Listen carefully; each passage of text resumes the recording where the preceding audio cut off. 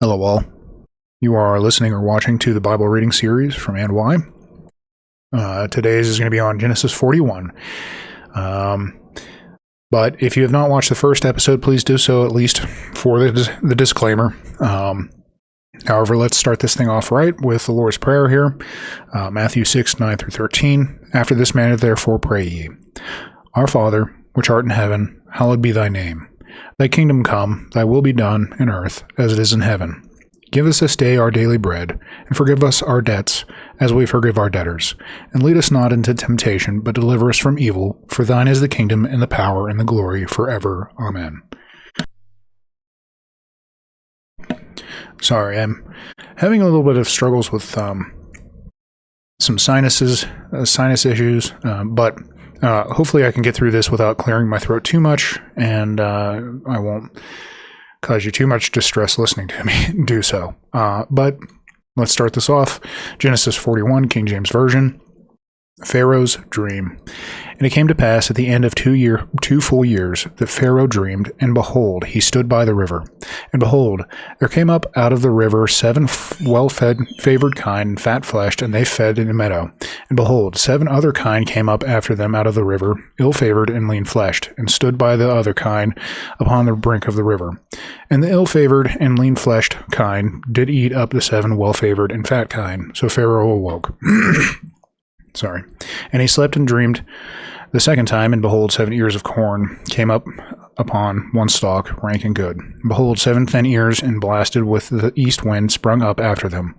And the 7 thin ears devoured the 7 rank and full ears. And Pharaoh awoke, and behold, it was a dream. And it came to pass in the morning that his spirit was troubled, and he sent and called for all the magicians of Egypt, and all the wise men thereof. And Pharaoh told them his dream, but there was none that could interpret them unto Pharaoh. Then spake the chief butler unto Pharaoh, saying, I do remember my faults this day.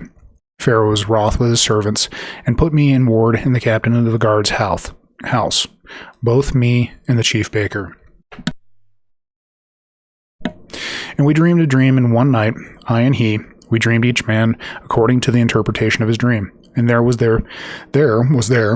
he with us a young man, an Hebrew, servant to the captain of the guard, and we told him, and he interpreted to us our dreams. To each man according to his dream he interpret. And it came to pass, as he interpreted to us, so it was. Me he restored unto mine office, and him he hanged. Joseph interprets. Then Joseph sent and called Joseph. Pharaoh sent and called Joseph, and they brought him hastily out of the dungeon, and he shaved himself and changed his raiment, and came in unto Pharaoh. And Pharaoh said unto Joseph, I have dreamed a dream, and there is none that can interpret it, and I have heard say of thee that thou canst understand a dream to interpret it.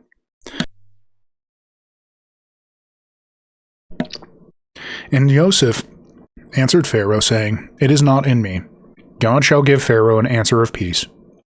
And Pharaoh said unto Joseph, In my dream, behold, I stood upon the bank of the river, and behold, there came up out of the river 7 kine, fat-fleshed and well-favored, and they fed in a meadow.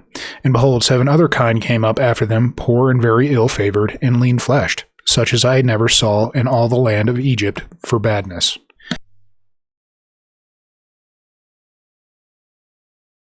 And the lean and the ill-favored kine did eat up the first 7 fat kine. And when they had eaten them up, it could not be known that they had eaten them, but they were still ill-favored as at the beginning.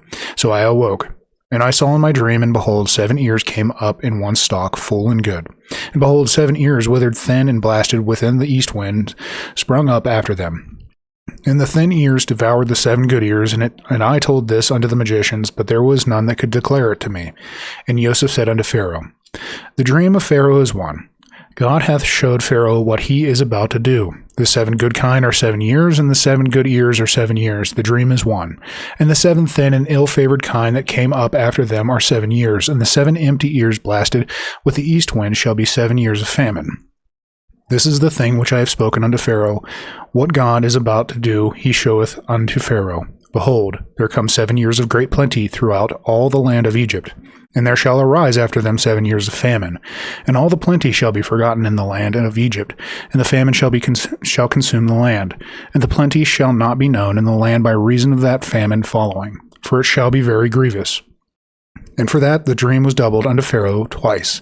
It is because the thing is established by God, and God will shortly bring it to pass. Now therefore, let Pharaoh look out a man discreet and wise, and set him over the land of Egypt. Let Pharaoh do this, and let him appoint officers over the land, and take up the fifth part of the land of Egypt in the 7 plenteous years. And let them gather all the food of those good years that come, and lay up corn under the hand of Pharaoh, and let them keep food in the cities. And that food shall be for store to the land against the 7 years of famine, which shall be in the land of Egypt, that the land perish not through the famine. And the thing was good in the eyes of Pharaoh, and in the eyes of all his servants. Joseph is made a ruler of Egypt. And Pharaoh said unto his servants, Can we find such a one as this is, a man whom the Spirit of God is? And Pharaoh said unto Joseph, Forasmuch as God hath shewed thee all this, there is none so discreet and wise as thou art. Thou shalt be over my house, and according unto thy word shall all my people be ruled. Only in the throne will I be greater than thou. And Pharaoh said unto Joseph, See, I have set thee over all the land of Egypt. And Pharaoh took off his ring from his hand, and put it upon Joseph's hand, and arrayed him in vestures of fine linen, and put a gold chain about his neck. And he made him to ride in the second chariot which he had. And they cried before him, Bow the knee, and he made him ruler over all the land of Egypt. And Pharaoh said unto Joseph, I am Pharaoh, and without thee shall no man lift up his hand or foot in all the land of Egypt. And Pharaoh called Joseph's name Zaphnath-Paaneah. And he gave him to wife Asenath, the daughter of Potiphera, priest of On. And Joseph went out over all the land of Egypt. And Joseph was 30 years old when he stood before Pharaoh, king of Egypt. And Joseph went out from the presence of Pharaoh, and went throughout all the land of Egypt. And in the 7 plenteous years the earth brought forth by handfuls. And he gathered up all the food of the 7 years which were in the land of Egypt, and laid up the food in the cities. The food of the field which was round about every city laid he up in the same. And Joseph gathered corn as the sand of the sea, very much, until he left numbering, for it was without number. The sons of Joseph. And unto Joseph were born 2 sons before the years of famine came, with Asenath the daughter of Potiphera, priest of On, bare unto him. And Joseph called the name of the firstborn Manasseh, for God, said he, hath made me forget all my toil and all my father's house. And the name of the second called he Ephraim, for God hath caused me to be fruitful in the land of my affliction. And the 7 years of plenteousness that was in the land of Egypt were ended. And the 7 years of dearth began to come, according as Joseph had said, and the dearth was in all lands, but in all the land of Egypt there was bread. And when all the land of Egypt was famished, the people cried to Pharaoh for bread, and Pharaoh said unto all the Egyptians, Go unto Joseph, what he saith to you, do. And the famine was over all the face of the earth, and Joseph opened up all the storehouses, and sold unto the Egyptians. And the famine waxed sore in the land of Egypt. And all countries came into Egypt to Joseph to buy corn, because that the famine was so sore in all the lands. That ends the reading portion. Quite a long one, especially when I'm struggling against my own self to speak. Hopefully that's not too bothersome, but let's move to to a little bit of a narrative on the over arc here. So Pharaoh dreams a dream, technically 2. Both of them have representation of 7, two pairs of 7. 2 of them are fat, 2 of them are thin, and the one consumes the other one, or the ears devour the 7 ranks and full ears. However, he reaches out to his wise men, or magicians, or another word for that in this is going to be necromancers. So we see our first, the necromancers, those who would arouse themselves with the bones of the dead so that they would be able to inquire of the bones. So we have these characters that are meant to be wise to Pharaoh. They can't do it.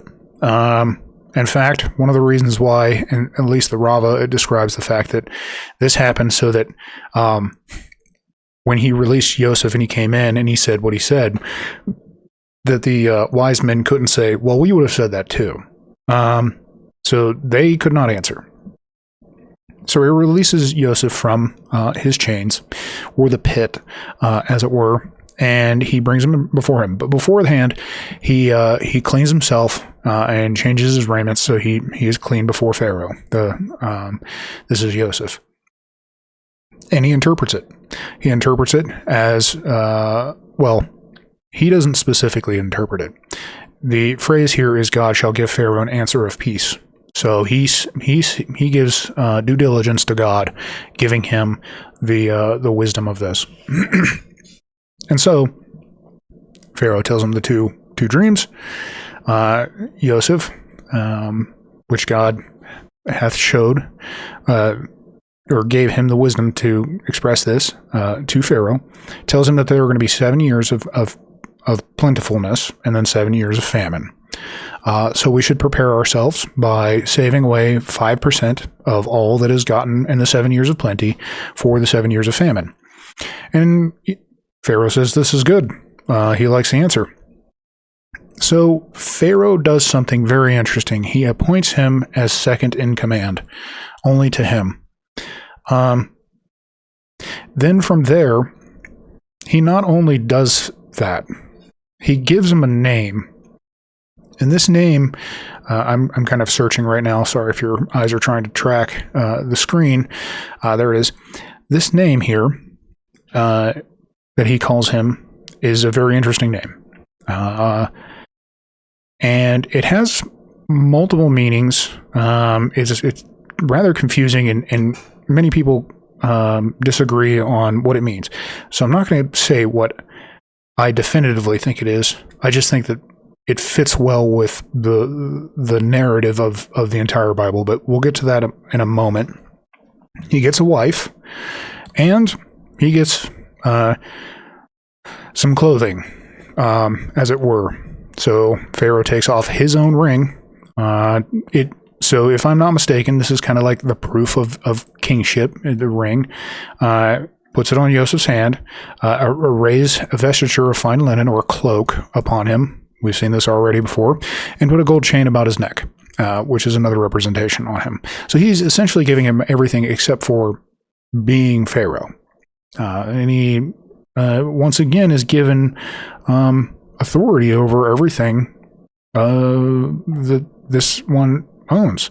And notice that Pharaoh is above Potiphar.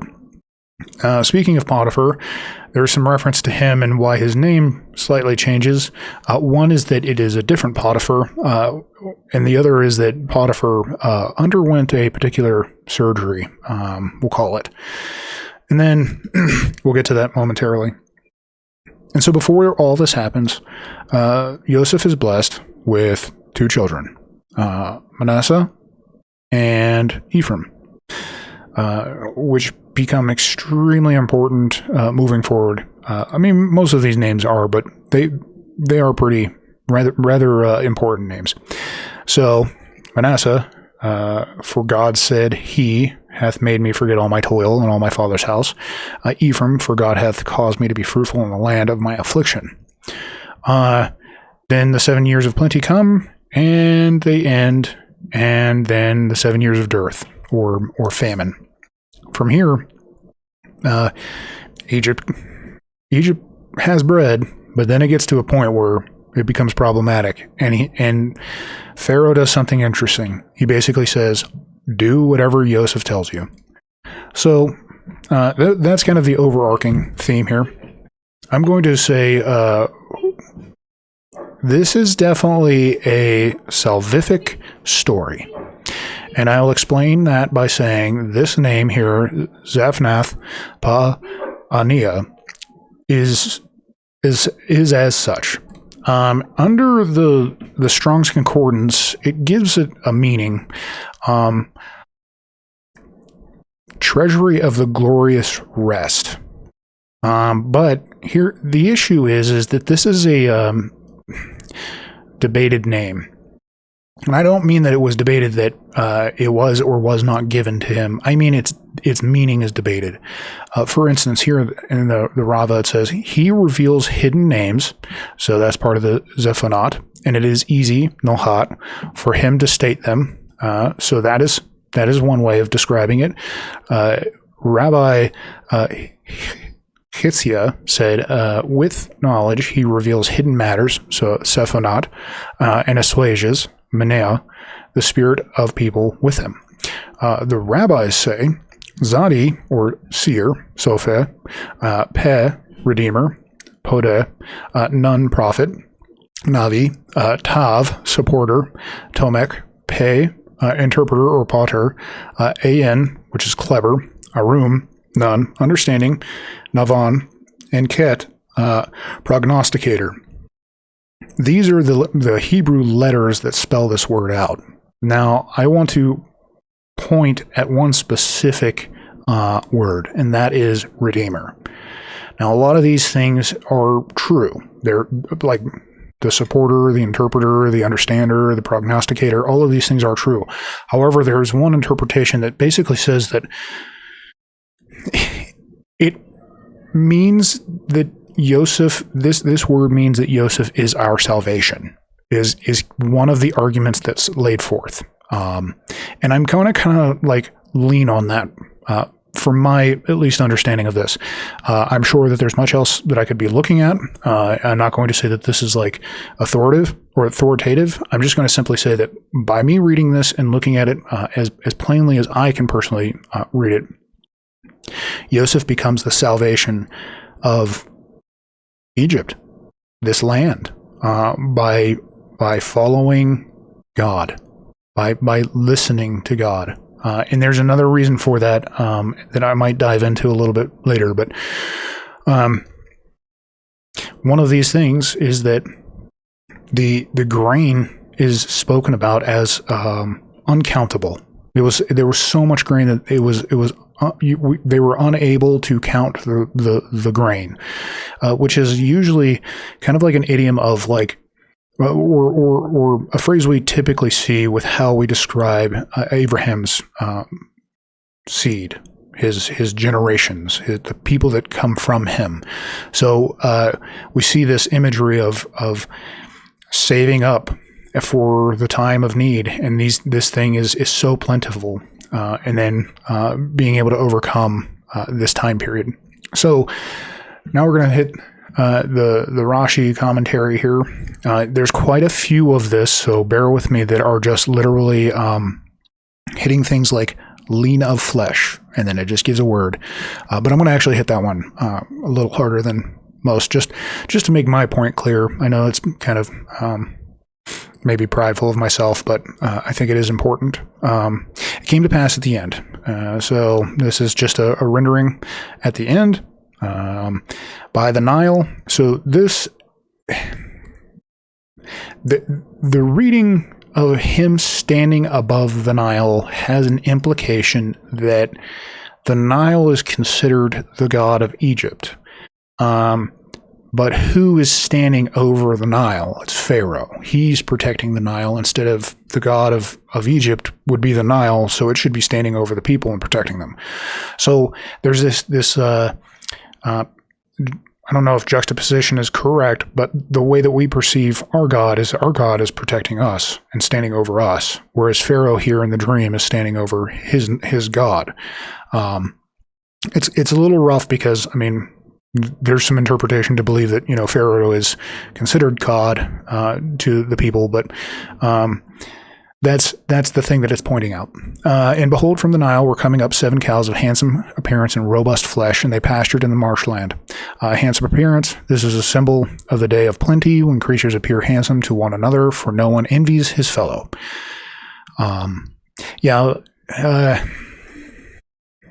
So it just healthy. Very healthy. There's also another thing that is going to hit, and it's the sheer fact that during famines, people do not procreate. And I mean, that would seem reasonable. I mean, even a law that would be put out to keep people from procreating, would seem reasonable. I'm not saying that it did, but that is kind of implied in some of this. In the marshland, in the marsh, can the reed grass grow? This is just and they pastured in the marshland is what it's referring to. 3, and behold, 7 other cows were coming up after them from the Nile, of ugly appearance and lean of flesh, and they stood beside the cow which were on the Nile bank. All right. Bear with me, because I'm going to touch something that I think is a little bit more complicated, and I don't have the time to talk about it because this chapter is quite large. The word here, lean of flesh, and it will be referenced here a little later, means something along the lines of like no flesh on the bones. I'll actually wait till the other reference. I know it's down here, so I'm just going to get through this and then maybe we'll hit that. So, devoured a sign that all the joy of the plenty will be forgotten during the days of the famine. Yeah, so they're going to have 7 years of plenty. People are going to be happy. They're going to be celebrating, and then it's going to get so bad. The famine is going to be so bad. You're going to forget everything that you were happy about. On one stock, this is just a word. It's not what it means, but, well, it's what it means, but it's not what it says, is what I would say here. Healthy, this is just, like the reference up here, handsome appearance, they're just meaning healthy, in regards to the ears of corn here. And behold, 7 ears of grain, thin and beaten by the east wind, were growing up after them, beaten, so burnt or patched, beaten expression similar to lintel, which is consistently beaten by the door which knocks against it. So not very well. The east wind, this is, I don't know if I want to hit too much of that because I didn't read too much on it, but I'm pretty sure this is going to be referencing a godly spirit. I'm not so sure the Abrahamic God, but another one. But I don't want to dive too deep into something that I'm only making assumptions about. So, and then the thin ears of grain swallowed up the 7 healthy, full ears of grain. Then Pharaoh awoke and behold a dream. Healthy, once again, and behold a dream. A whole dream was completed before him, and it required interpreters. Now it came to pass in the morning that, this is verse 8, that his spirit was troubled. So something about it troubled him. So he sent and he called all the necromancers. So here it uses necromancers instead of magicians of Egypt, and all its sages. So here, instead of wise men, it's sages. And Pharaoh related to him his dream, but no one interpreted them for Pharaoh. They're pretty synonymous. However, this necromancy kind of gives a little bit, I would say, a clearer picture of what it means by magician, but that's neither here nor there, because there are references of necromancers in other parts of the Bible, and I think that this, shows where that may have come from. Anyways, that his spirit was troubled, that his spirit was agitated, knocking with him like a bell. Concerning Nebuchadnezzar, however, Scripture says, and his spirit was agitated. There were 2 reasons for this: agitation, forgetting the dream, and ignorance of his interpretation. I'm not so sure about the forgetting of the dream, because he describes it perfectly to Joseph, but the ignorance of its interpretation is possibly where he's, frustrated. But I'm going to go a little bit more into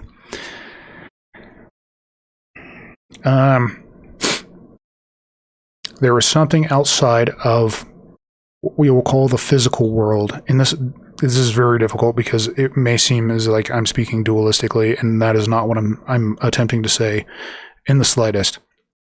The part of Pharaoh's will was he was having issues. It troubled him, is the terminology here is.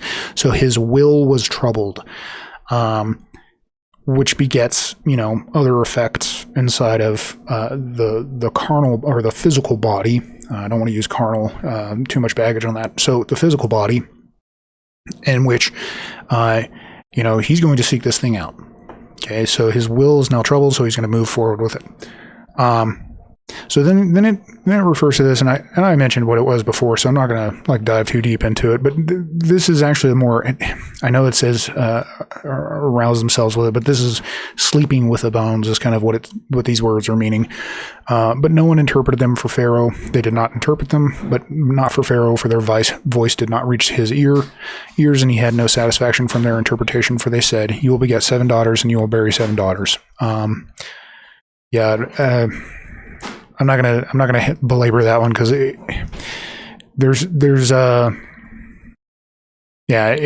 it's kind of like an inductive reasoning instead of a deductive on that. And we dreamed a dream on the same night, I and he, each one according to the interpretation of his dream. We dreamed. So here, this is the cupbearer, or the butler, as King James says. I like the chief cupbearer. It just seems a little bit more poignant. So here's him speaking to Pharaoh. He says, "I call to mind my faults." I don't know if in this it says sin. My faults this day. Well, I'm not going to dive too far into that because I know I did with the other recording about chapter 40 because this is his transgression in part. So anyways, and we dreamed a dream on the same night, I and he, each one according to the interpretation of his dream. We dreamed, each one according to the interpretation of his dream, a dream fit for the interpretation that was interpreted for us and similar to. Example, a dream for which the interpretation given was appropriate and which was similar to that interpretation. It's referencing the fact that, and I went over this in the sense that one would have the dream of the interpretation of the other one, and the other one had the interpretation of the other one, and yet both of them heard what the interpretation was from Yosef, and so they knew that it was true. So, and there, verse 12, and there with us was a Hebrew lad, a slave of the chief slaughterer, or captain of the guard, or the chef, and we told him, and he interpreted our dreams for us. For each of us, he interpreted according to his dream. Hebrew lad, a slave. Cursed are the wicked, for their favors are incomplete. He mentions him with expressions of contempt. Maybe. There might be an implication here that's not read with inside of the English. So I'll lend that one. A lad, a fool, unfit for a high position. So there we see that he's kind of calling Yosef a fool. And then Hebrew, he does not even understand our language. Maybe that would make this more miraculous. I could follow that, but it seems kind of slightly off that he was able to converse with Pharaoh so succinctly. But a slave, and in the statutes of Egypt it is written that a slave may neither reign nor wear princely raiment. That is an interesting concept, only because we see this slave turn into a person of high nobility, or at least a position of high nobility. For each of us, according to his dream, according to the dream and close to its contents. So here this is in reference to the fact that he was able to interpret it appropriately. Verse 13, and it came to pass that just as he had interpreted it, so it was. Me restored in my position, and him he hanged. This right here is just basically saying that it's an elliptical statement in which he restored and him he is just referring to Pharaoh. Verse 14, so Pharaoh sent and called Yosef, and they rushed him from the dungeon, and he shaved and changed his clothes, and he then came to Pharaoh from the dungeon. This is literal, from the pit. That means a little bit along the lines of a well, from the prison, which was made like a sort of pit. So every instance of this in the scripture is an expression of pit, even if there is no water in it, is called this a pit.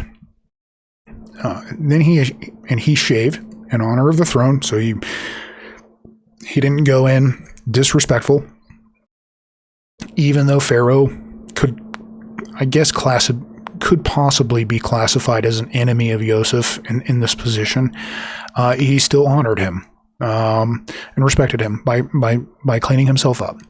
I think we fail to understand this concept a good bit nowadays in the West, but I'm not going to dive too deep. There's too much to go over with this one. And Pharaoh said to Yosef, I dreamed a dream, and there is no interpreter for it.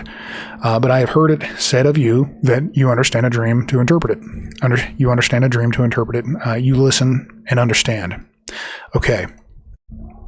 I'm going to reach back to another chapter where God comes down when the Tower of Babel is being built.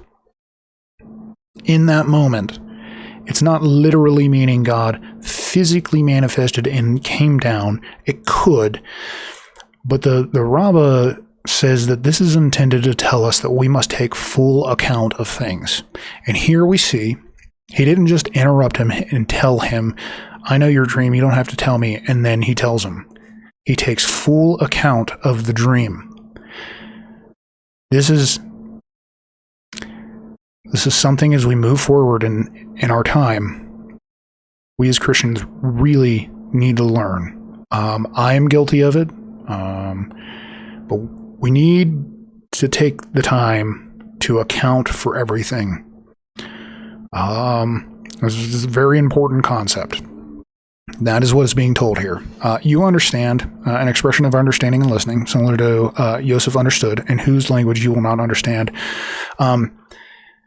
Once again, not going to belabor it. I've already said it, but he understood. Yosef understood.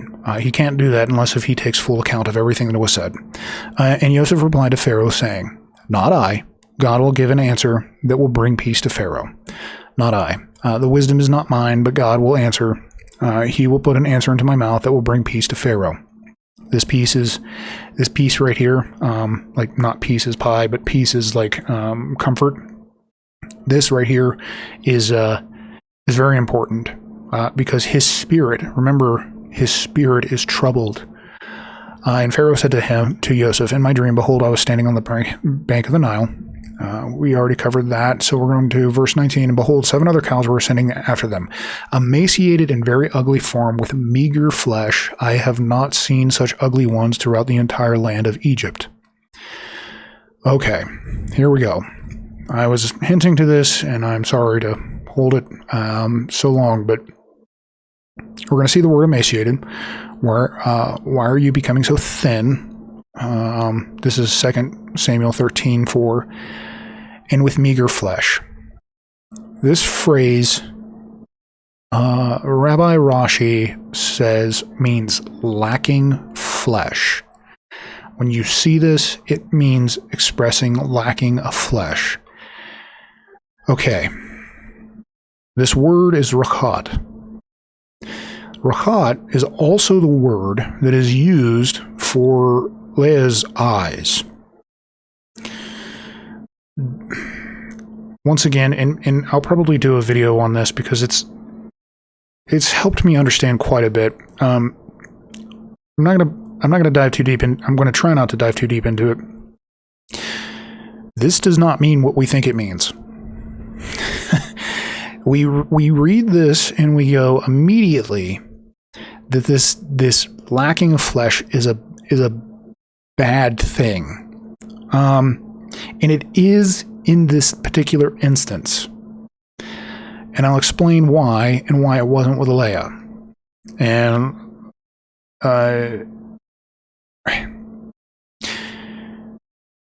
her eyes were rachat. And I apologize if I'm mispronouncing this. I'm just going off of what I can glean from the Strong's Concordance here. Here, let's find this. Or Besar, Roch. So in here, this lean fleshed, Roch. It usually is said with rachat, like an OT at the end of here. This word is also in reference to her eyes. However, in her reference, it means amenable, it means adaptable, changeable, able to be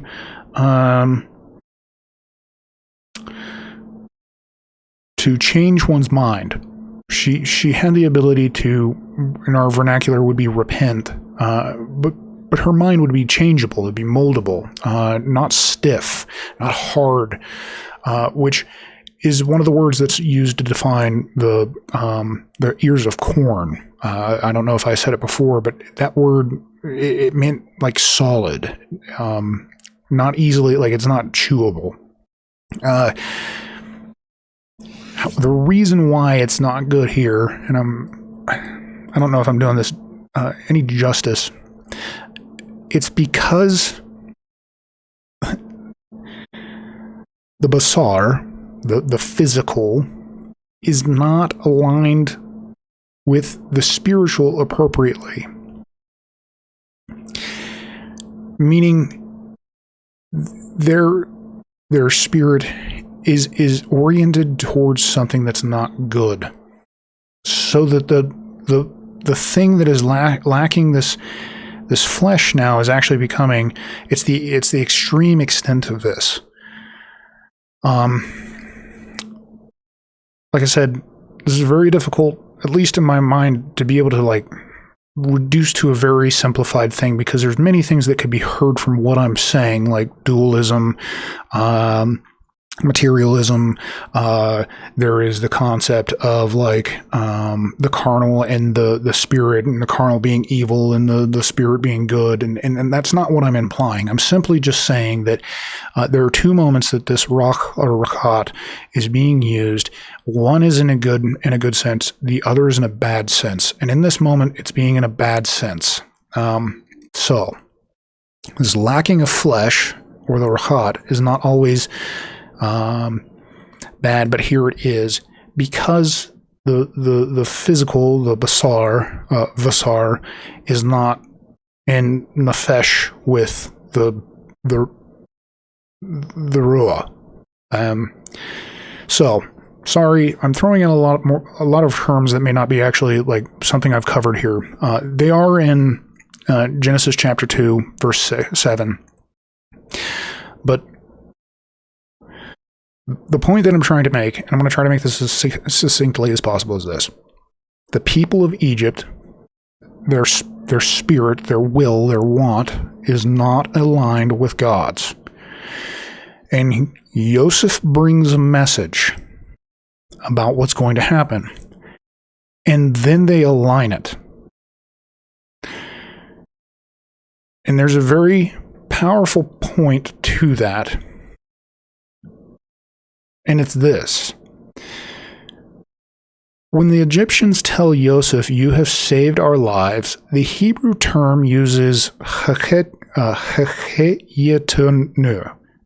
I'm butchering that. Not very. It's got a hey in the front, yetona, instead of the similar form hiyetana. The word implies that something additional is included. It is interpreted as an allusion to life in the world to come. By seeing to it that they became circumcised, Yosef assured them of life in the world to come. Alternatively, the meaning is that that some Egyptians converted and thereby merited life in the world to come. You have given us life in this world and the world to come.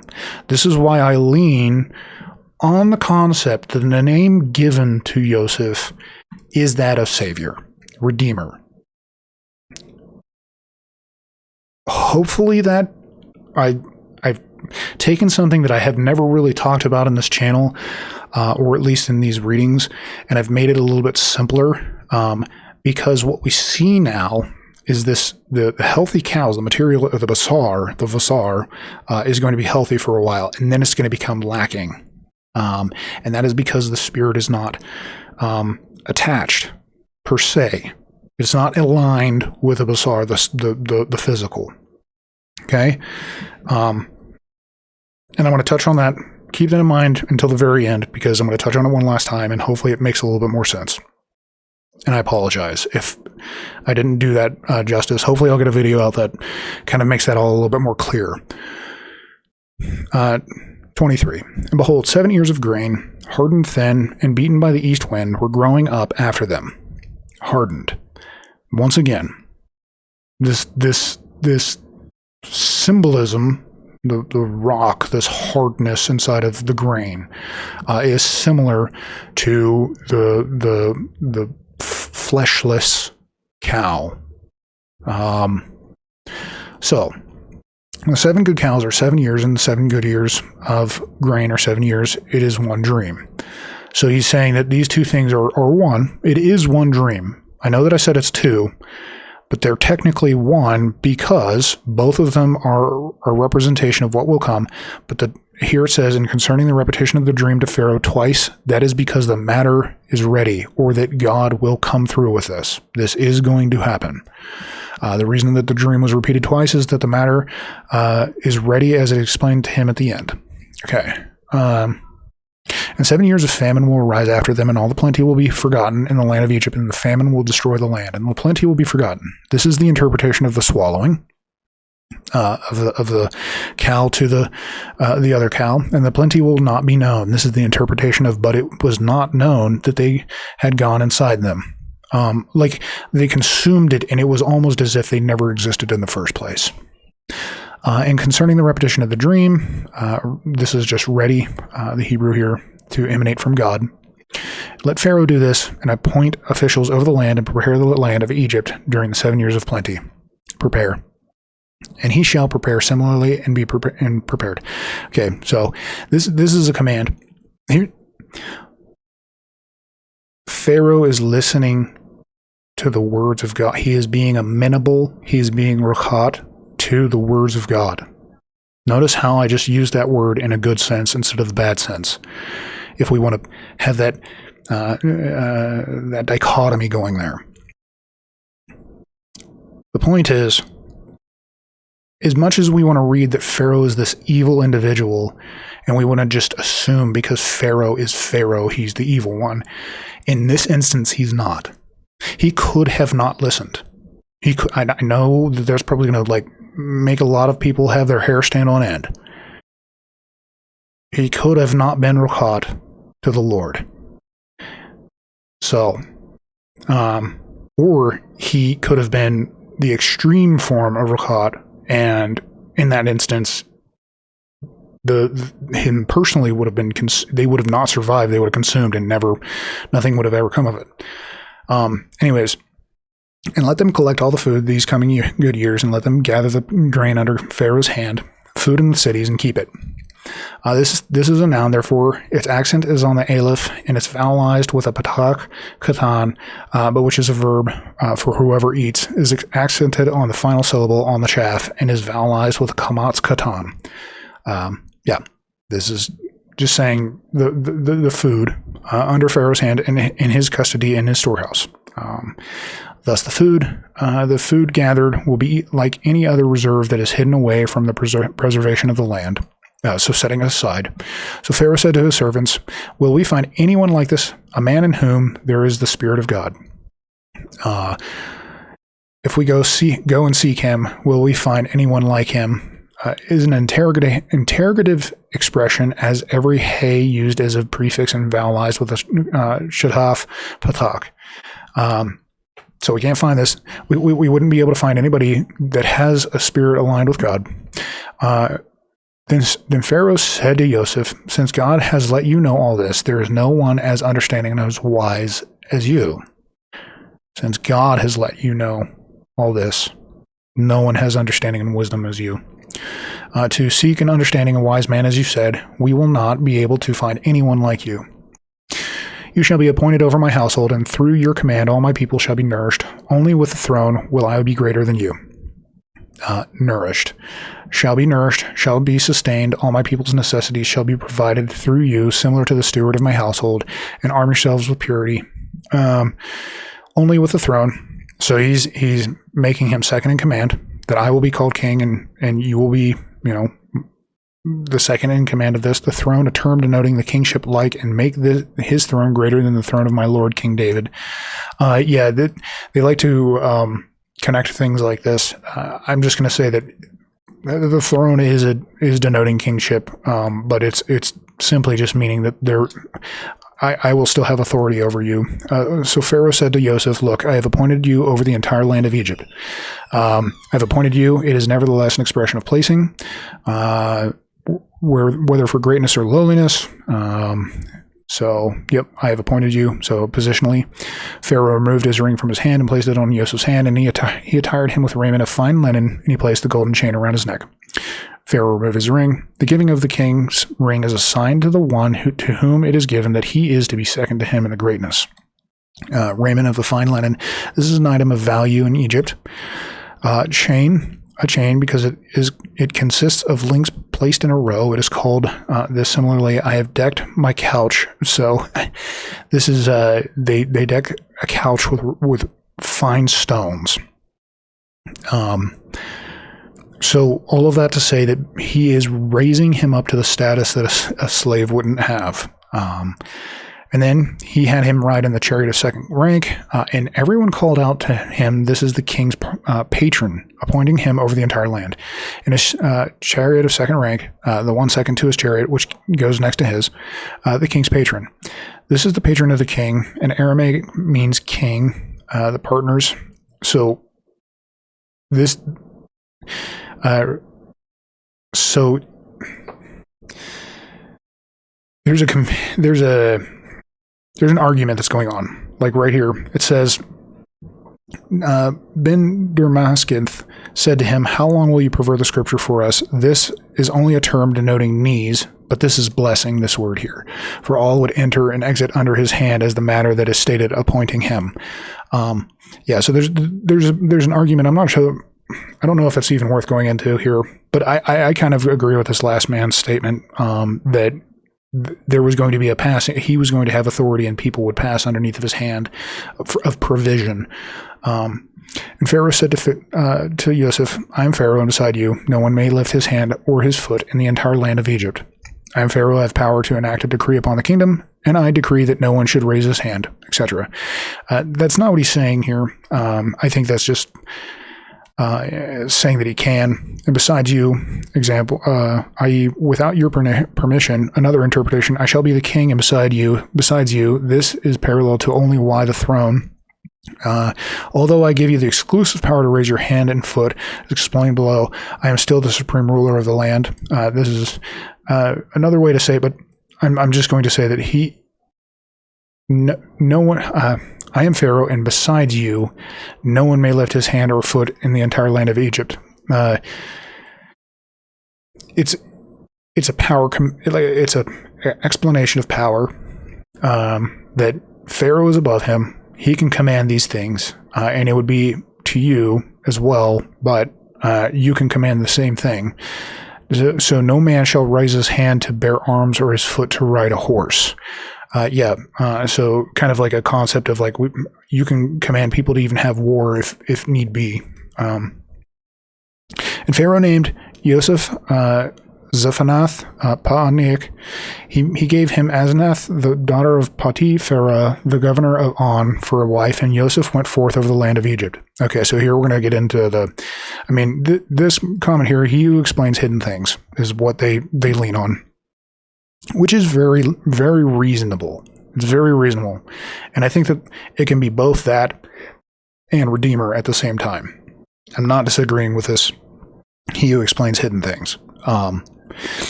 Next part is a little bit... I'm just going to say this is what it is, but I don't entirely agree, but maybe it is. He is Potiphar, who we were speaking about in previous chapters, but he was called Potiphera because he became emasculated since he desired Joseph for homosexual relationships. That's why the name changed according to them. And I'm not so sure. I don't know. I don't understand the nuance, so I'm not even going to say one way or the other. In the 7 years of plenty, the inhabitants of the land gathered food by handfuls. So here they gathered food, like it was very, very plentiful. The food of the field surrounding the city put within it, because each land preserves its own produce, and they would put into the grain some of the soil of the place, and it would preserve the grain and prevent it from decaying. This is verse 48, and he collected all the food of the 7 years that was in the land of Egypt, and he placed food in the cities, the food of the field surrounding the city he put within it. I know that it references ash and dirt to ensure that it preserved it, is kind of what it's saying here. So that it didn't go bad. And Joseph gathered grain like the sand of the sea and in great abundance until one stopped counting because there was no number. Until one stopped counting, until the one who counted stopped counting. This is an elliptical verse. Because there was no number, because there was just no number. It was beyond comprehension. To Joseph were born 2 sons before the year of the famine set in, whom Asenath, the daughter of Potiphar, the governor of On, bore to him before the year of the famine set in. From here is derived that a person may not engage in marital relationships during the years of the famine. So that's where I was speaking about before. Seems reasonable. Maybe not. I don't know. But like I said, wouldn't surprise me. When the entire land of Egypt hungered, the people cried out to Pharaoh for bread, but Pharaoh said to all the Egyptians, "Go to Joseph, what he tells you, do." When the entire land of Egypt hungered, for their grain, which they had stored, had decayed, except that of Joseph. So I'm not so sure about this decayed. I think maybe it seems something that is reaching for me.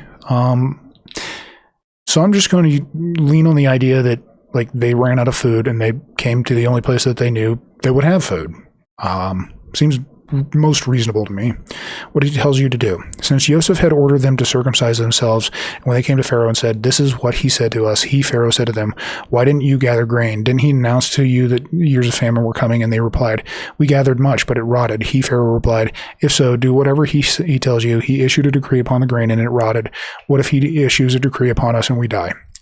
See, this is starting to add more things that it's just hard for me to agree with. Like they're now questioning Joseph. Now there's all of this other stuff. I don't see that within the text. So now the famine spread over all the place, all the face of the land. Who are the face of the land? These are the rich. Okay. So it's saying that even the rich were suffering. All the storehouses in which there was grain, and he sold it to the Egyptians. So here it's saying that there's this concept of selling it to the Egyptians, but it's saying that it's not a selling. It's like we stored it here and now you come and you take it. It's not a It's not like a purchasing that we understand now. Like I walk up with my $5, give me my grain. Is all I'm going to say about that. All right. And all the inhabitants of the land came to Egypt to Joseph to purchase, for the famine had intensified in the entire land. And all the inhabitants of the land came to Egypt to Joseph to purchase. But if you interpret it, this verse according to its sequence, it should have been written to purchase from Joseph. So now,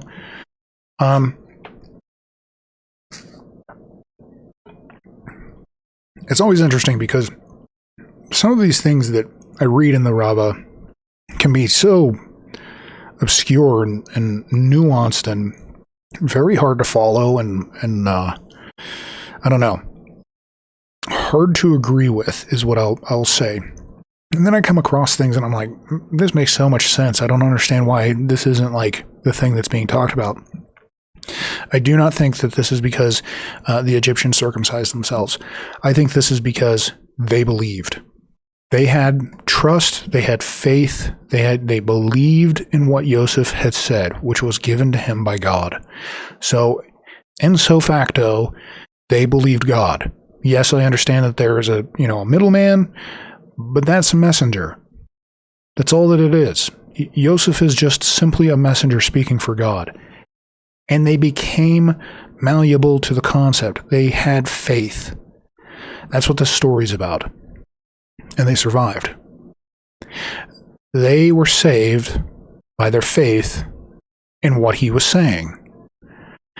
So that is probably the best way that I can sum up this chapter in my mind. And maybe you agree, maybe you don't. It would be a hard sell for me to be convinced otherwise at this point, especially with all things considered in my mind.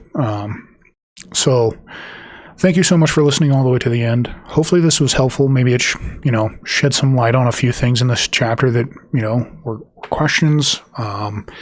And I hope to see you next time.